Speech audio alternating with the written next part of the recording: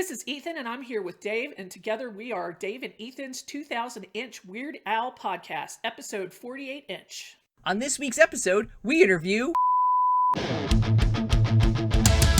It's Dave and Ethan's 2000-inch Weird Al podcast. It's a podcast about Weird Al. It's Dave and Ethan's 2000-inch Weird Al podcast. Seriously, the whole podcast is about Weird Al. Dave and Ethan's 2000-inch Weird Al podcast. You don't have to listen, but we're glad you are. Dave and Ethan's 2000-inch Weird Al podcast. Dave, we made it. Episode 48-inch. That's 4 feet. I know, Ethan! This is so exciting! And we're only one short month away from hitting our 1-year anniversary together. Wow, it's been one wild year so far. We've had so many great guests and a lot of fun on the podcast. And we've got another great guest lined up for this episode. More on that later. So is there anything exciting for Al fans coming up, Ethan? Well, tomorrow, actually, April 2nd is a very important day. Yes, you're right. Dave, you do know why tomorrow is so important, right? Yes, of course. It's Groundhog Day. No, that's next month. April 2nd is a very important date for Weird Al fans and fans of comedy music in general. You might say it's a strange or unusual day, a novelty day perhaps, one to tip your top hat to. Oh, I see what you're getting at. April 2nd is National Burrito Day. Yeah. Wait, what? National Burrito Day. It's observed every year on the first Thursday in April. Huh, would you look at that? You're absolutely correct. Happy National Burrito Day, Dave. Thanks, Ethan. Happy National Burrito Day to you, too. This week's episode is brought to you in part by vegan Mexican restaurant Burrito in Troy, New York, home of the 2-pound double wrapped in a quesadilla burrito. Come on down to Burrito and Burrito your burrito. Find them at burritosquared.com and at burritosquared on Instagram. And remember, not every burrito is a burrito, but every burrito can be burritoed. While National Burrito Day is a wonderful holiday to celebrate, what I was getting at is that tomorrow is April 2nd. It's Dr. Demento's 79th birthday. Awesome! Happy birthday to Dr. Demento. The great doctor has been prescribing demented tunes and naughty songs on his long-running Dr. Demento radio show for nearly 50 years now. Yeah, not only was he a huge inspiration to Al, he gave Al his first big break and has been an enthusiastic supporter of Al ever since. And he was one of Al's keynote speakers at Al's Hollywood Star Ceremony. Yes, how awesome was that day? I was so jealous that you and your wife, Jackie, got to sit with all of Al's VIPs. That was an incredible day.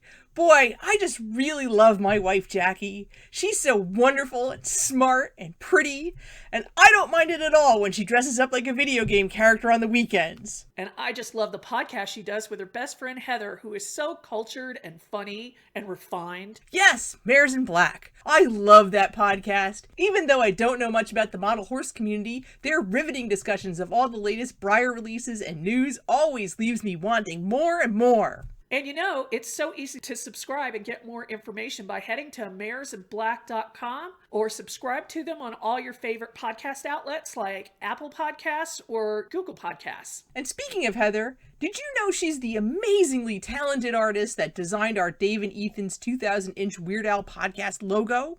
How could I forget? Her incredible artistic abilities left me weeping. I was crying. I'm still crying. Cry with me.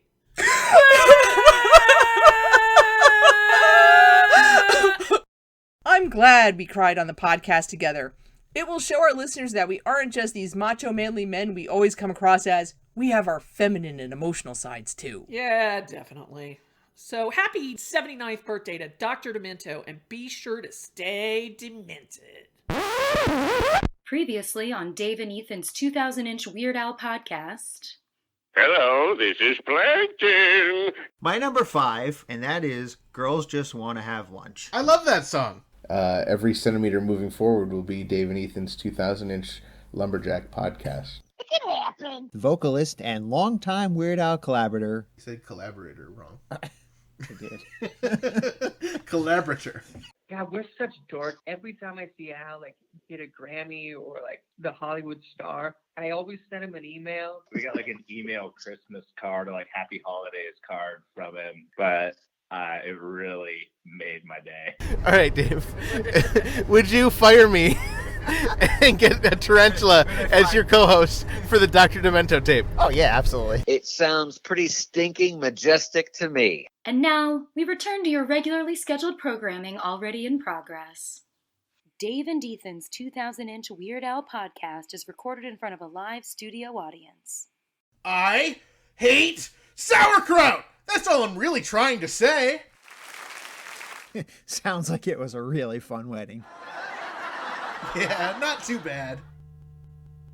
Ethan, turn your ringer off. I can hear your phone buzzing. That's not me. I thought it was you. Oh, this is not right. This is not right at all. Something weird is going on, Dave. You're telling me. I went to the donut shop and the guy behind the counter, he was like, well, do you have any donuts? No, Dave. I mean, on this episode of our podcast, something seems off. You know, buzzing like that doesn't just happen out of thin air. I think we're being played, Ethan. Played? By whom? That rip-off, crappy, Weird Ale podcast run by Dave and Ethan. Oh no! Not Dave and Ethan! Wait, who's Dave and Ethan? He's only our arch enemy, the evil supervillain genius who for almost one full year has been doing everything in his power to get our podcast banned and removed from the airwaves. Oh yeah, him! I donated $7 to his GoFundMe page. You what? That no good podcaster has done nothing but infringe on our great name, and you go ahead and you support him? You know, now that I think of it, I never got my reward. That no good ne'er-do-well Dave and Ethan, curse him! He must have crossed our wires and caused something to run amok with our podcast. That's it. I can't take anymore. Just thinking of him makes me physically sick. Me too. We need a doctor. My wife's a doctor.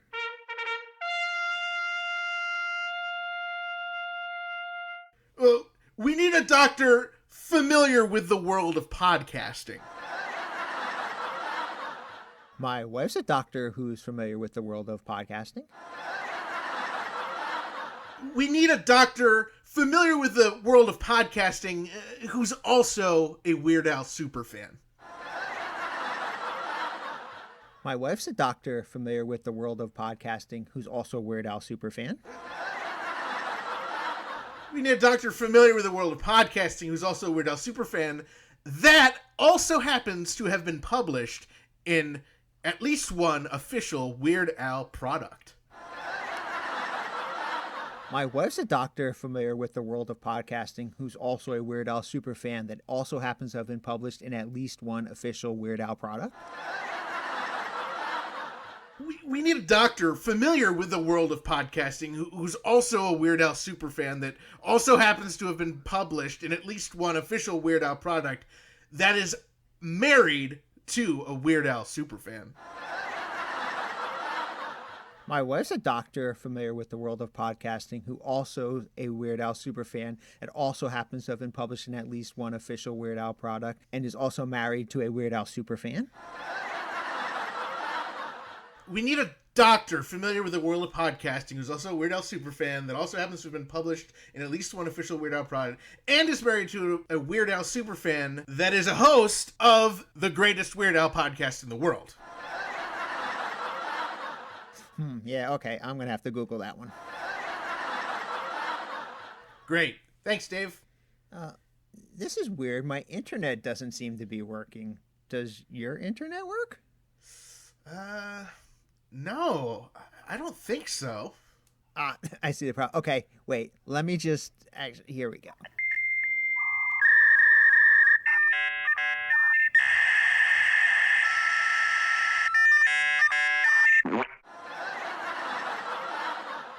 Anything? No. Oh, duh. What? You can't connect to the internet while recording a podcast. Jeez. You're right. All right, maybe your wife Jackie would know a doctor familiar with the world of podcasting who's also a Weird Al superfan that happens to have been published in at least one official Weird Al product and is married to a Weird Al superfan that is the host of the greatest Weird Al podcast in the entire world. My wife Jackie's a doctor familiar with the world of podcasting, who is also a Weird Al superfan that also happens to have been published in at least one official Weird Al product and is married to a Weird Al superfan that is the host of the greatest Weird Al podcast in the entire world. Well, why didn't you say so?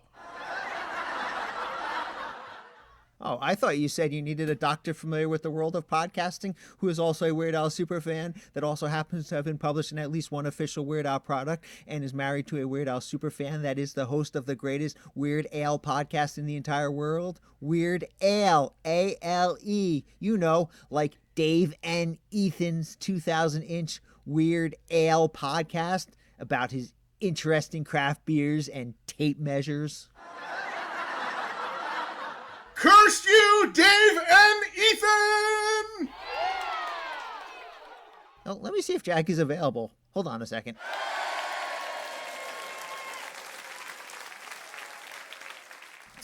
Okay.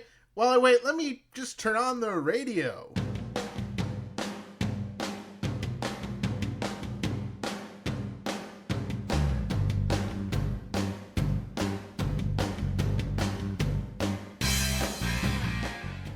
Here's Jackie. Hey, guys. Hey, Jackie! Oh, thanks for helping us out. No problem. What seems to be the matter? Well, before we get to that, I need to make sure you're qualified for this situation. Okay. Are you now, or have you ever been a doctor?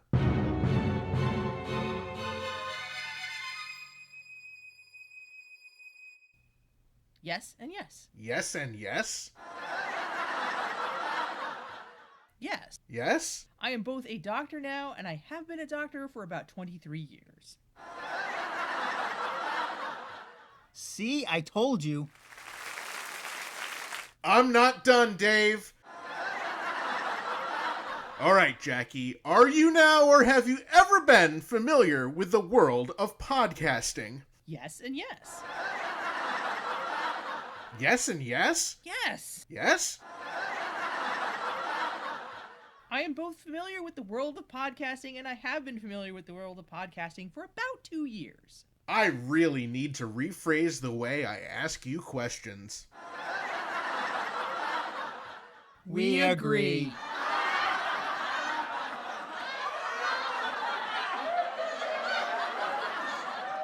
Okay, so are you now, or have you ever been a Weird Al superfan? Yes and yes. Yes and... Darn it!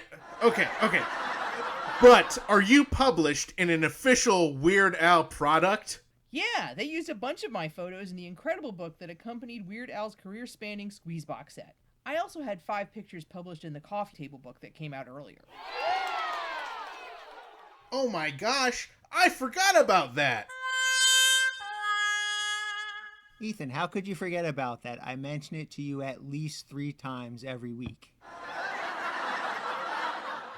But did you mention it 3 times yet this week? No, I mentioned it 4 times this week. I rest my case. Jackie, that's super cool. Can you tell me about how that came to be? I sure can. So I'll start with the coffee table book because that was the thing that came up first, and that was the first time I was like, oh my god, I'm being published. I've been taking pictures of Weird Al concerts since I started going. I originally brought my camera to Weird Al concerts because I saw other people were doing it, and I thought this might be a way for me to kind of weasel my way into, getting Weird Al to know who I was. So I started off doing this on the Running with Scissors tour. Anyway, I had pictures that were published on WeirdAl.com for a while, and that was very exciting. And they've kind of stopped doing some of that. The website's a little bit more formal, a little less loose than it used to be. But when the coffee table book was coming about, Bermuda came to me at one point, and he was like, look, we want to use some of your pictures. And I was like, that's cool. There was a tour going on at that time. I don't remember exactly which one, but I know there were a couple of times that Bermuda would come to me and be like, "Did you get pictures of this? Did you get pictures of that?" So he was like kind of commissioning photos as we were going. Anyway, finally time came to sign releases for that book. Bermuda told me that there were 5 of my pictures published in that book, the coffee table book. I know the credits in the back, they're listed by order of how many images you provided, and my name's fairly high up on the list. I've found 4 of them. I have not found the 5th one, but it's cool because one of my pictures is an entire page in the book. Whoa. And when I saw that, I flat out died, and that is on page 178, and it's from Glenside, Pennsylvania, and it's him doing Albuquerque. That is so awesome. It is so awesome. Yeah, that's really cool because I don't think there's maybe one other picture in the book that's like a full-size page, so that's really pretty cool. Yeah, it is very, very cool. Every once in a while, somebody asks me to sign this book, and that is where I sign it. I feel like I need you to sign my book now. I will sign your book. Yeah. For $5. Oh, okay. So that's amazing. So once Bermuda let you know, how many pictures did you end up sending him for them to choose just 5? He basically has all of my pictures. Because I think there was a call out for this book for everybody who had pictures to submit 3, and I was like, oh my God, I don't know what to do about this. And I was agonizing about it.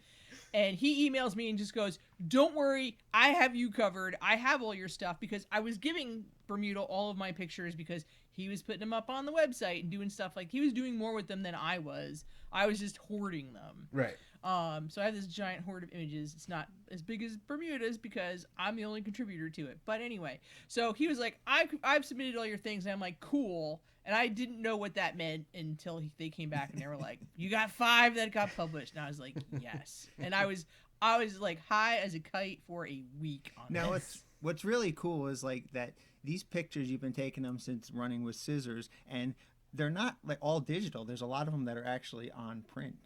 Yes, because originally when I started, it was 2000, and I still had a digital camera was not something everybody had. No. Not back then. Yeah, I had a Canon T50, which is it's a 35 millimeter camera, but it's sort of 35 millimeters for dummies. I got it as a high school graduation present. I use this camera up to take pictures of horses mostly, because that's what I do. Horses and owl. Horses and owl. That's it. So it was small enough that I could smuggle it into my purse, and it had 2 lenses. So I had what I thought of as the concert lens, and I had the after show lens. And I'd buy film. I'd buy like 4 rolls of film for these things, and I got really good at changing batteries and changing film in the dark. These are like problems that people don't think of nowadays, because the digital cameras, that kind of stuff, like, yeah, those batteries are going to last a concert and you're not changing SD cards, but also most people are taking pictures on their cell phone. They're not even thinking about, is the battery charged? Did I hold down the flash button long? Yeah, they're not even thinking about that. I had to and loading film in a 35 millimeter camera is not easy. It's like it had to catch the little thing and it had to do it right. So sometimes I'd have to like dial it back and reload it and whatever. Yeah, oh my God, all this trauma. But so what I would do is I would go and take a bunch of pictures, and I would then run to the photos in an hour place and get pictures done. And it was inevitably I would come to pick them up, and the guys behind the counter would be like, "Oh my God, what have you been doing?" And I'd be like, "This is what I do." I eventually got a 200 millimeter lens, which is a big zoom lens. It was better than the lens I had. And that's when my pictures started to get really good, because if I was in the first 15 rows, I could get good pictures. If I was in the first 5, I got great pictures. If I was back further than that, they really weren't awesome. And sometimes I would take a couple of test shoots and be like, nah, no, we're not doing this today. But also at that time, it was super easy to get a camera into a concert, because they would, sometimes they would find it and they would just be like, whatever, we don't care. And they let me go do my thing. Just by taking the volume of pictures that I was taking, any given show I would take, there were probably 2 or 3 that were really great pictures, and then the rest were not as great. And when I was shooting on film, I was probably doing 40 shots a concert, because film is expensive. Developing is expensive. Is another thing you don't need to worry about. When I finally went digital, I think Poodle Hat was the last one I shot on film. because I still have a bunch of those I didn't scan, or I had you scan a bunch of them, but there's a ton I haven't scanned that nobody's ever seen. Oh, just the process of having to scan photos sounds like utter that torture. Was horrifying. Yeah, that was horrifying. Well, when it was only 40 shots a show, it wasn't too bad. Yeah, but how many? You guys go to a lot of shows. I know that adds up quick. Actually, kind of on a side thing, I have a website. It's still out there. It hasn't been updated in a decade, but if you go to drsteggy.com, there is a section on there that's all Weird Al pictures from the concerts I went. I think it's Running with Scissors, and I think the next tour was after that. And what I would do is I would go and scan my pictures and upload them, and then go to bed, and the next morning I would go check my stats on my website to see how many people had looked at them, because I would go and just be like, I'd go to the forum or wherever we were posting stuff and just be like, here, my pictures are up, bang, here's the URL, good night. And like hundreds of people would look at them, which is very exciting. That's so awesome. It was so exciting. I have also found my pictures pirated on other people's websites, which I always thought was kind of interesting. Anyway, I finally moved to digital, and with digital, you could take a whole lot more shots in a show. Like I go between 400 and 600 shots a show now. Literally like over 100 times more than you used to. Oh yeah, literally, it's nuts. Because you can just do that. You know, the best part about that is that I sit next to Jackie, so I have to take exactly 0 pictures the entire concert, because my pictures are nowhere as good as Jackie's, and she has exactly the same view that I do, so it's the picture I would have taken anyway. That's true. That's true. But again, just taking that sheer volume of pictures, like, I just got better at finding the right spot. One thing that's good about going to multiple shows is you kind of know where the good shots are going to be, so you kind of know where to take them. So anyway, going to the Squeeze Box book, that was another one that Bermuda's like, I got you covered on this. And I was like, cool. I signed a release for that, had no idea how many pictures. Nobody ever told me a number as to how many were going to go in. But again, in the credits, I'm on the first line of the extra photo credits. The people that are on that line before me are Bermuda, the Yankovics, Dr. Demento, and Fred Older, and then me. So I'm like, must be a pile. I personally did not buy the Squeeze Box set because I did not feel I needed to, because I am married to David Rossi, and I knew he would have more than one. So I figured at some point I would be able to look through this booklet. Now, what happened was, one fine day, I get home from work, and I pick up the mail, and there is a package for me in Bermuda's handwriting on the outside, and I was like, what is this? And I open it up, and it is my own copy of the booklet from Squeezebox. Wow. Yeah. And it is signed by Al, saying, thank you so much for your contributions. There's a letter that Bermuda wrote in it to... I screamed. I posted it on Facebook. And I have looked through it, and I don't know how many pictures are in there. It is double digits. I've found some that I know I've taken. There are some that I think I have, but I haven't had a chance to sit down and kind of cross-reference them. Right.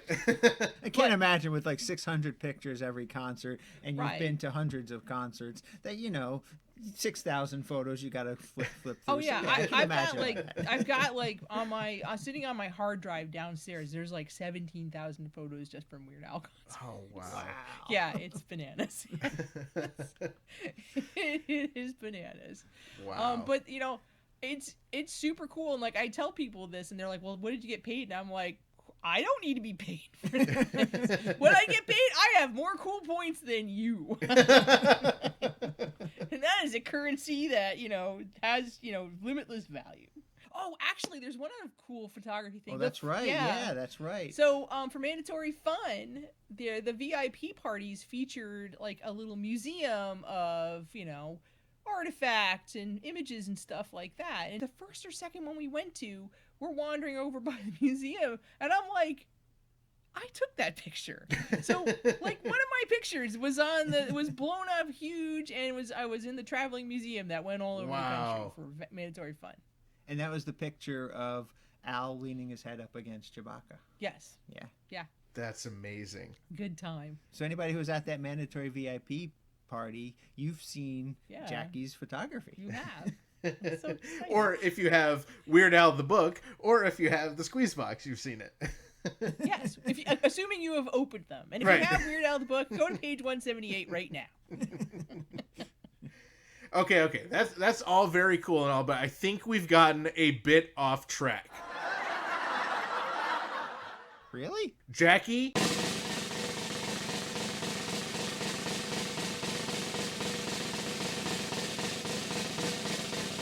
Are you, or have you ever been, married to a Weird Al superfan? Ethan, you're asking it in that weird way you said you weren't going to do? Crap! You're right. I'm sorry, Dave. Let's get our good-for-nothing, ungrateful intern Frank to edit it out. Not good for nothing, no good son of a mother. So, Jackie, you're married to a Weird Al superfan, eh? Ethan, come on, man. You've known Dave and I for years. You've stayed at our house. We traveled to Canada together. You know Dave and I are married, and Dave is the ultimate Weird Al superfan. Remember, Ethan, you were there when Al stole Jackie's glasses on the last tour? Oh, yeah. I remember that. All right, so Jackie, tell us what happened. So what happened was it was during Tacky, and he wanders about in the audience, and he spotted me, and he came over and he sang a line. And when he was done, he gets up to move on, and he snatches my glasses off of my face. And I sat there, and Dave cracked up like this was the funniest thing he has ever seen. And I was going, I really hope he's going to bring those back because I cannot see without my glasses even a little. I mean, I was there. I remember this. He took your glasses, and then this was like on his way out of the auditorium because he usually goes out and messes with the ushers. So you're just like sitting there like blind. You don't know what's going on. I have no idea what's going on. I can't see anything. I hope it's good. And as he walked back towards the stage, he kind of flicked them at me. So I caught them somehow. My blindness caught my glasses. Yeah, that was fun. What are some of the other times that Al interacted with you? The one that I knew I had kind of cracked through the surface, it was on Running with Scissors, and I was on a run of like 5 in a row. And like on show 3, because at that time, if you hung out after the concert and were patient, you would meet him after the show. That doesn't really happen so much anymore, but if you were patient, you'd do it. So I was patient. I would go take my pictures, go to the 1 hour photomat, get them developed, go to the next show the next night. On like night 3, I think, of this 5 show run I was on, Al was getting sick because he came to the East Coast in the winter without a coat. Yep. So for the hardcores of us who were standing out shivering in the cold, they were like, look, he'll come by, he'll shake your hand, but he can't speak because he has to preserve his voice. And we were like, that's fine. So we kind of like, did like a receiving line with him. And when he got to me, I pressed a package of pictures into his hand that had gotten developed, and he kind of looked at me with like, you could see the big question mark over his head. And I was like, those are for you. And I, took off. The next night, I had an aisle seat, and he was doing 1 more minute on this tour, and I was hoping to get some kind of serenade because I had not gotten anything like that. And he's doing his walk through the audience, and he walks past me, and I was like, okay, that's it. He didn't see me, or he doesn't know who I am, or whatever. He walks past me, and he stops, and he turns around, and he got right in my face and sang a line at me, and I almost died. And I was like, oh God, he totally remembers who I am. So, I'm sure it was me handing him those pictures, right? Because he stopped for a minute and looked at me and was like, I could see like he was like, I don't know what this is about. He probably was scared. You get handed like a packet of pictures and you're a famous guy. He's probably like, oh crap, like am I being blackmailed? Like he probably ran on the bus and looked at those real quick. Do blackmail in the way it was carried out, but anyway, so that was the first time. There was another time. This is when Dave and I had first started dating. So we were kind of like the first year we were together. We were on tour with with Weird Al. It was great. It was great. That was a fantastic courtship. And so so there's a couple funny things about this. We were at Westbury in Long Island, and that's always a great after show kind of thing because it lasts for days, it feels like. And, I'm kind of hanging out. We were trying to kind of be kind of cool about it and keeping things on the down low, but we weren't doing as good a job as I believe we were doing because at one point Bermuda comes up to me and he just said something really cryptic and weird, like, like saying like he knew that you and I were an item. And I was like, I don't know what you're talking about. He was like, sure, I see I'm not supposed to speak about it. And he wandered off. And I was like, what was that?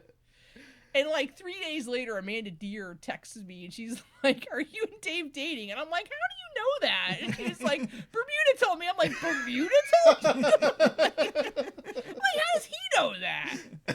So be careful around that man, because, he probably should have been a spy. But anyway, the last show on that tour that we went to was in Reno, Nevada, and we had backstage passes, and as it turned out, we were the only people with backstage passes.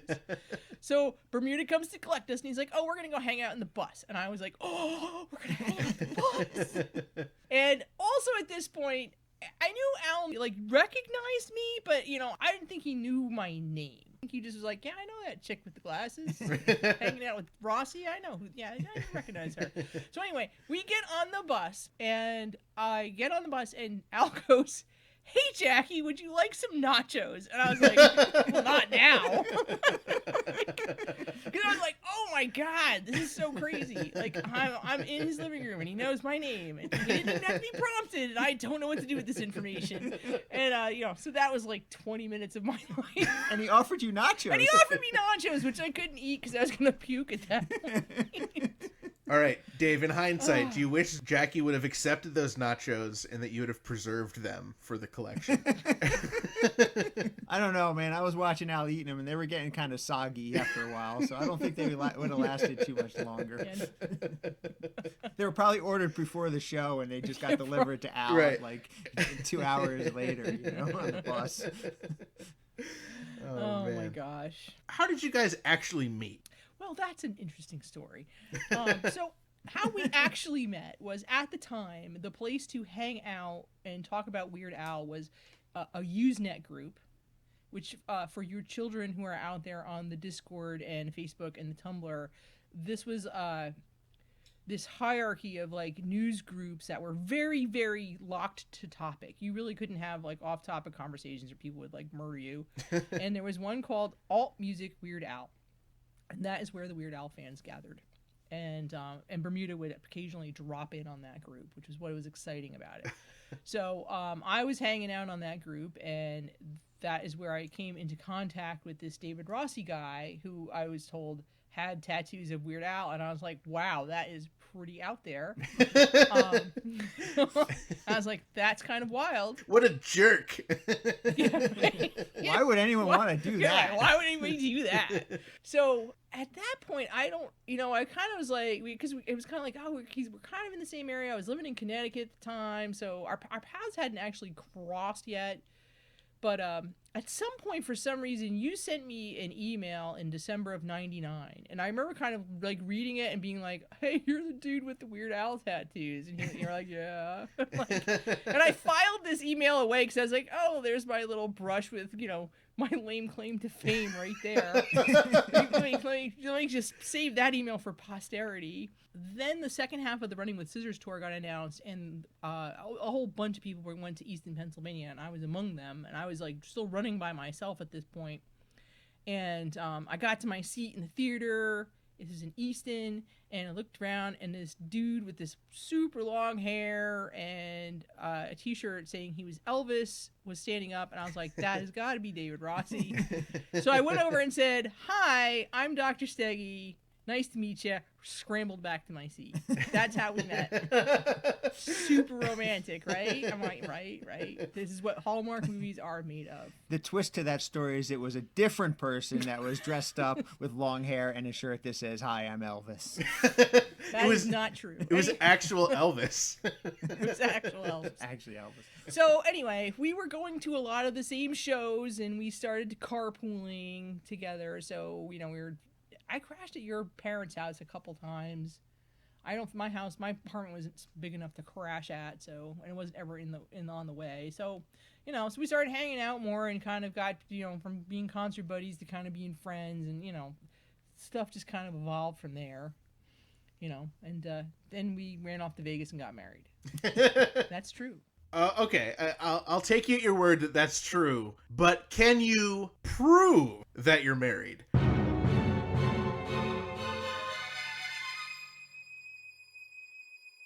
Show me that marriage license. My marriage license? I can't do that. You can't do that, A? And why the heck not? Because you stole it? I what? He what? That's right. Didn't think I knew, did you?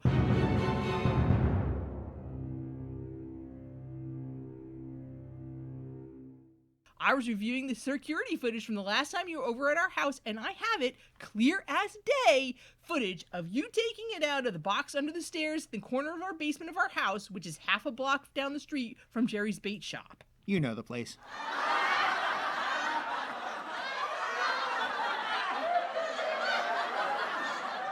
I confess!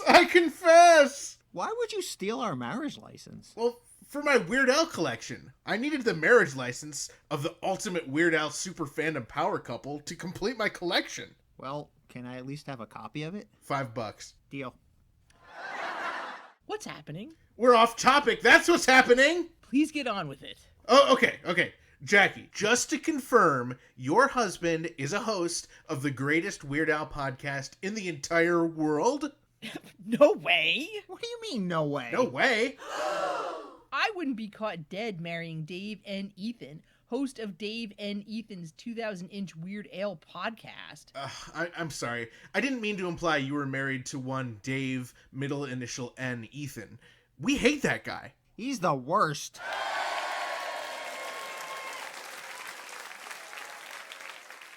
Oh, you mean am I married to the host of the greatest Weird Al, as in Weird Al Yankovic podcast in the entire world? Yes, not A-L-E. Well, duh. Why didn't you just say so? I seriously don't know how I could have gotten any more clear. So was that the last question? Yes! Congratulations! You are officially a doctor familiar with the world of podcasting who is also a Weird Al superfan that also happens to have been published in an official Weird Al product and is married to a Weird Al superfan that is a host of the greatest Weird Al podcast in the entire world.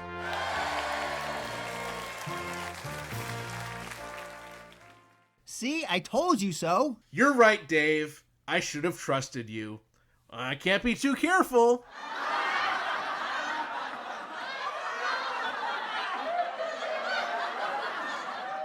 It's okay, Ethan. I understand. I forgive you.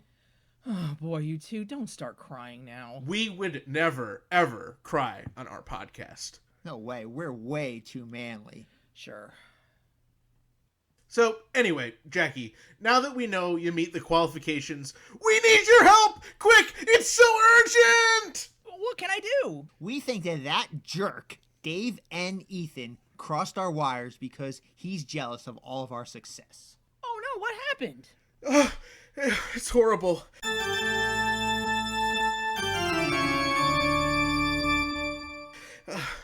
There was this little buzzing noise. A little buzzing noise? A little buzzing noise. Are you guys sure you didn't forget to turn your phone off vibrate mode? We're sure. Wow. Wow. That's not good. Not good at all. Well, Doc, is it too late? Can you help us? Luckily, I'm exactly qualified to help you. Guys, I hate to interrupt, but while we were talking, we missed a call on our spatula hotline. Play the message! Hello, Dave and Ethan. This is Dave N. Ethan. It has come to my attention that you are infringing on my podcast, Dave N. Ethan's 2,000-inch Weird Al podcast, the number 7 podcast where I discuss everything about rare craft brews and tape measures. How could someone sustain an entire podcast just talking about one topic? Seriously, I give this jerk like 2 weeks, tops. My podcast launched on May 8th, 2019 at 3:04 a.m., which means I had the first Dave N. Ethan's 2,000-inch Weird Al podcast. What? Our first podcast was published at 3:05 a.m. on May 8th, 2019. The only resolution I see fit is for you to suspend your Dave and Ethan's 2,000-inch Weird Al podcast at once. And you must pay me $2,000, $1 for every inch. We can't do that! Yeah, no way. Like, maybe 50 cents a week. Dave! If you do not comply, I'll sue you. I'll take all of your money and I'll sue you. If you even look at me funny.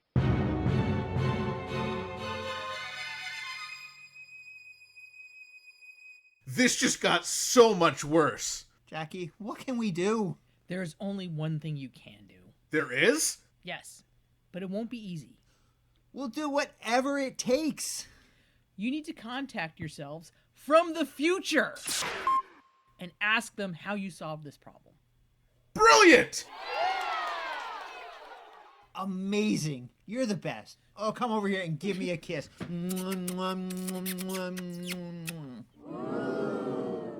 Oh, get a room! We have a room? Luckily, Dave, this won't be the first time talking to our future selves.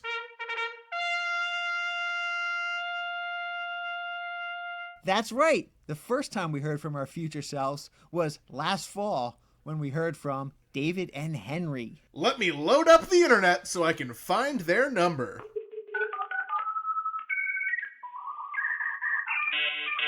Oh, looks like we have another unheard message on our spatula hotline. Let's play that while you figure it out.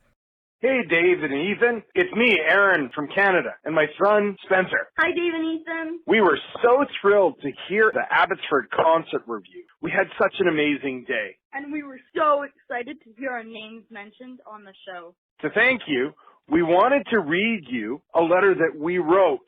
Dave and Ethan's 2000-inch Weird Al podcast is brought to you in part by Don Falazzo's Allstate Agency in Clifton Park, New York. If you like to drive crazy or you're about to buy a condo, Don Falazzo and his team can help you with crazy good auto, home, and renter's insurance. Plus, the Falazzo Agency can protect all of your favorite stuff, like your lucky autograph. The only thing good about episode 1 is the saga begins time. You may think your insurance is good enough for now, but don't wait one more minute. Find the Falazzo Allstate on Facebook, Twitter, or Instagram. Or you could do it the old-fashioned way by calling 518-278-3543 for a free quote today. The Falazzo Agency. We sell insurance, and that's all. Dan Falazzo. He seems like he's the Charles Nelson Riley of insurance. I sure do wish he had an office close to us. Best regards, Spencer and Aaron.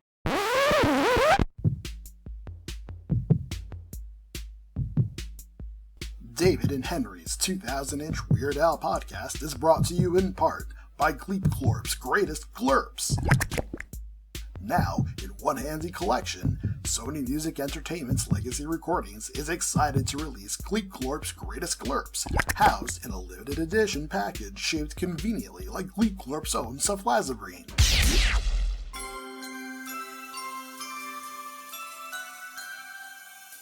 You'll love revisiting classic glurps like What's New, Grah?, One Flew Over the Floorburster Trunk, and many more. And if you're a Gleepglorp completionist, you're going to love collecting this Greatest Glurp set on CD, vinyl, cassette, Edison cylinder, Atari 2600 cartridge, Energized helium tube, SD card, dot matrix, and dozens more. Be sure to head over to .biz to pre-order today. Oh yes, Gleep Glorp's greatest glorps. I'll pre-order 12 of each variation. Of course you have, David. I'm just gonna steal one of your sets, like when I stole your marriage license 11-odd years ago. You always were quite the rascal. So, where were we? Well, we were determining the definitive top 5 episodes of where we determined the definitive top 5 of a Weird Al related thing. Oh yes, how could I forget? And as I was saying, I'm partial to episode 1821 inch, where we determine the top 5.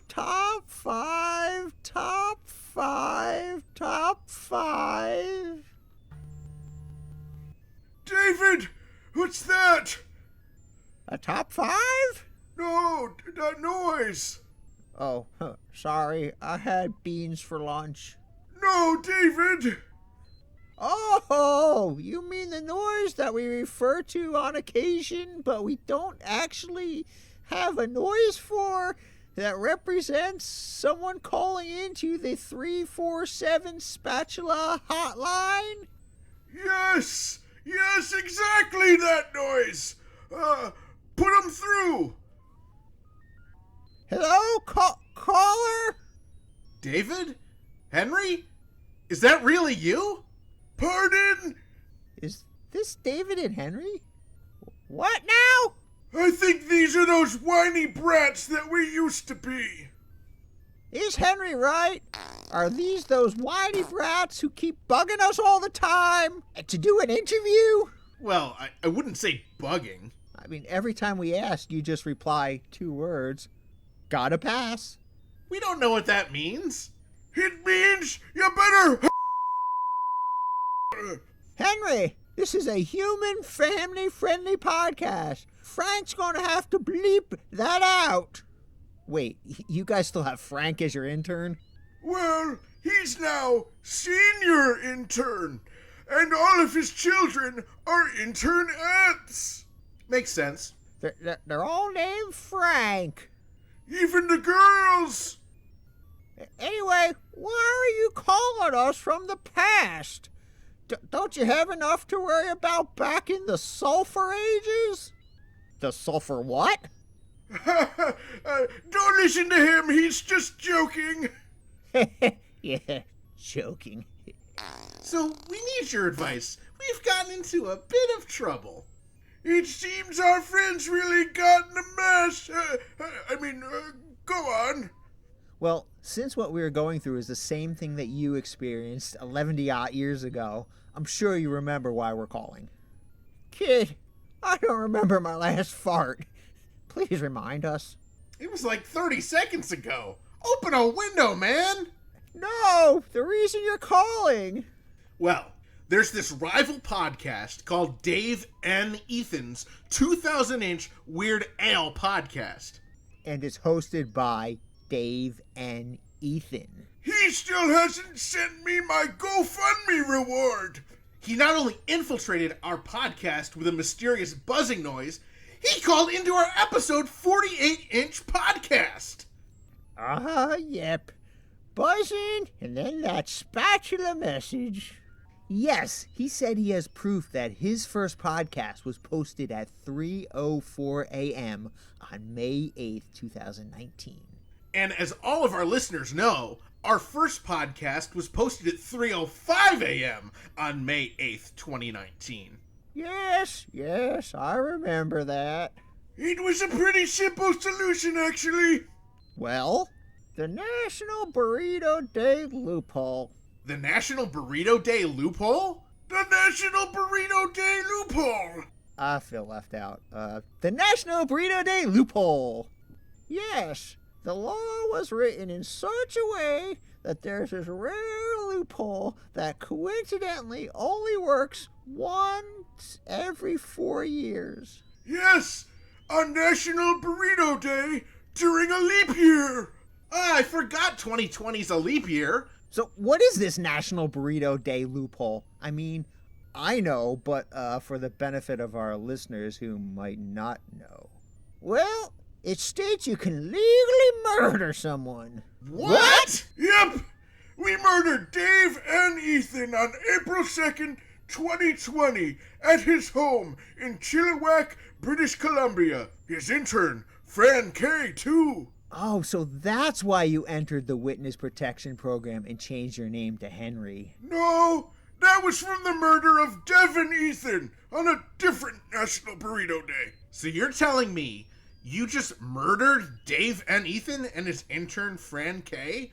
And that was that? That was that. Sounds all right. No, Ethan, David, Henry, we're not murderers. But we are quite manly. No, that is true.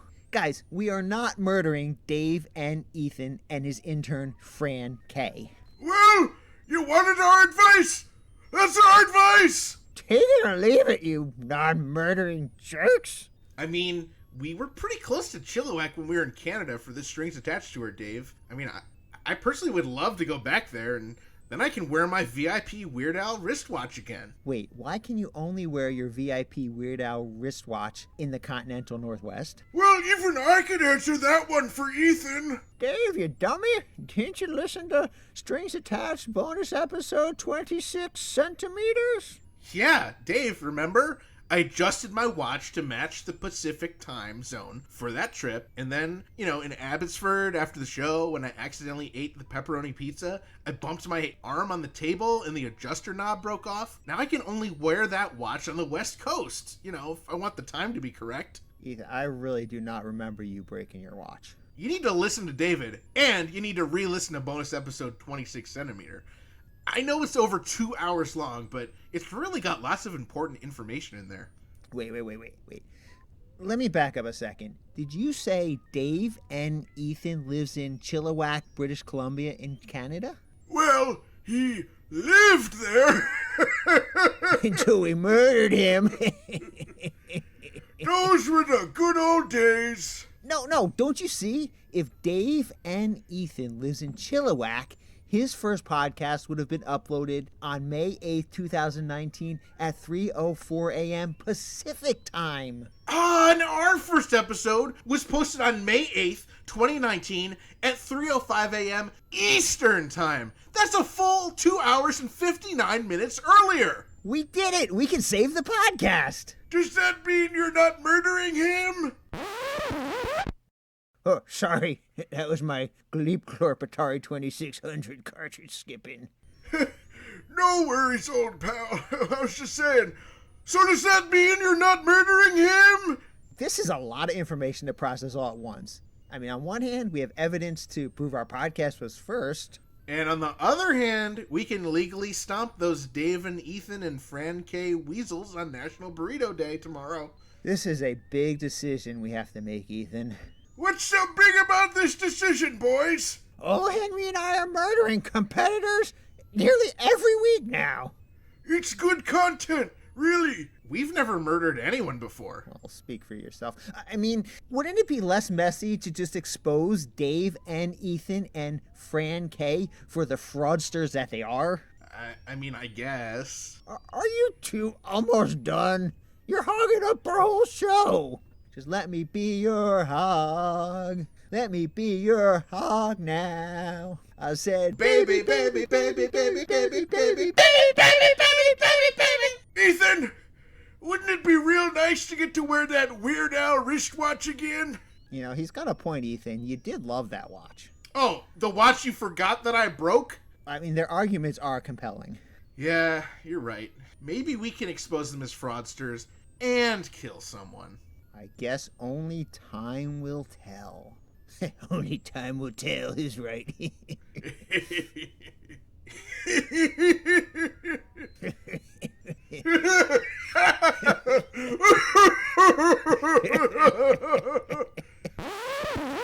Was that David's cartridge again? No, that was our intern Frank's attempt at transitioning us back to you and I talking on episode 48 inch.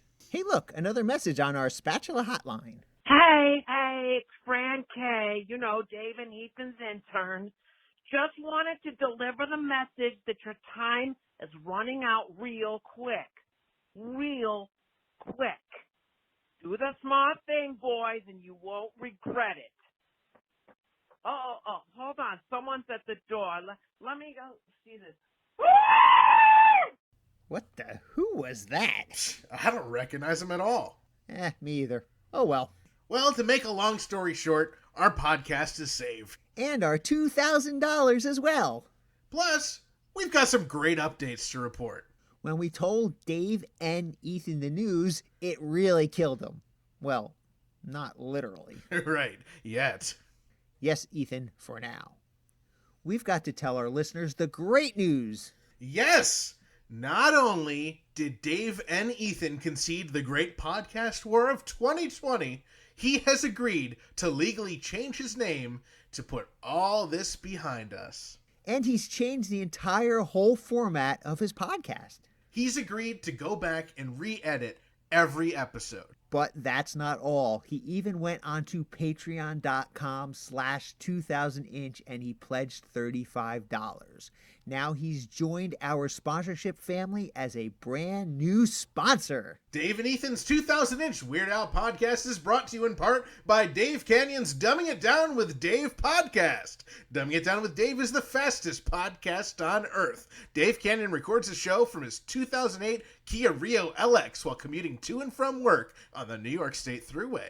Listen to Dave discuss many topics including family, friends, relationships, pop culture, workplace situations, politics, and human behavior. It's all about pragmatism, truth, happiness, and the search for it all. Listen to Dumbing It Down with Dave everywhere podcasts are available and on dumbingitdownwithdave.com. A really special thank you to my wife Jackie, not only for marrying me, but for also being a guest on our podcast this week. And for no particular reason at all, special thanks to Heather, Kelly, Adrian, Aaron, Spencer, Christian, Craig, Kenneth, UH Jeff, David, Henry, Burrito, Don Ferlazzo, Allstate, and our brand new sponsor, Dave Canyon's Dumbing It Down with Dave podcast.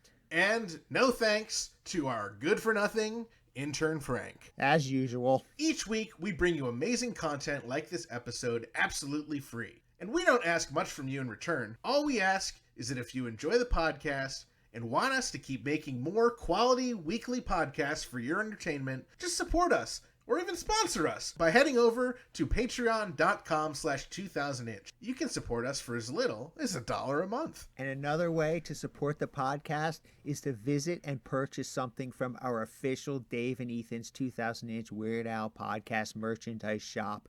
This is really exciting. We just got some brand new great products in. We have, for the first time ever, Gleep Glorp's Greatest Glurps t-shirts and life-size tapestries made from our belly button lint. Both of our belly button lints, folks. You do not want to miss this. Head on over to shop.2000inch.com while supplies last for these great items and more. Thank you to our listeners, our subscribers, and to everyone who follows us on social media over on Facebook, Twitter, and Instagram at 2000inch. And extra special thanks to those of you who have joined our Facebook group and, of course, our Patreon supporters who support us over at patreon.com/2000inch. You can find us online at 2000inch.com and make sure you share our post, tell your friends about the podcast, and call our 347 Spatula hotline and leave us a message like our good buddies Aaron and Spencer did. It is open 27 hours a day. You can subscribe anywhere podcasts are available, including Apple Podcast, Google Podcast, Stitcher, or, the podcast app of your choice. That way, you don't miss a single episode. Hey, Ethan. Yes, Dave? Do you think we should tell them? I suppose it's time. Hey, listeners, April Fools! Oh, God, we really got them good. We sure did, Dave. All right. So, guys, we played a prank on you, all of our listeners. I mean, I bet you guys were really, really surprised when Ethan said that he had only pledged $7 to Dave and Ethan's GoFundMe page. I pledged $40. Oh, God. We are such good pranksters. All right. So, hey, next year, maybe we can bleep the episode number, and our listeners will be like, huh? What number episode is this? Did I click on the right episode? Oh, that's too funny. Oh, man, we definitely have to have Frank remember to do that. Oh, yeah, for sure.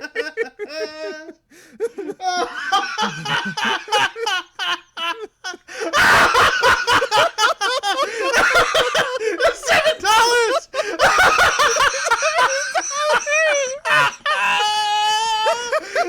It was like $35 and like a $5 processing fee. It's $40. $7? I can't believe they fell for that. Oh God.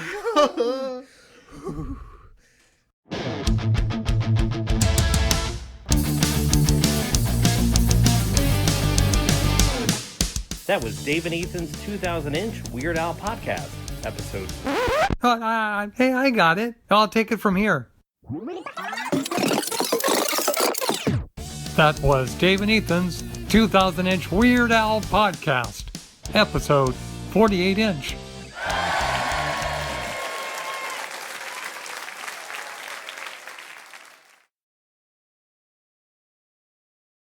Phase 27 has gone precisely according to my master plan to take over the world.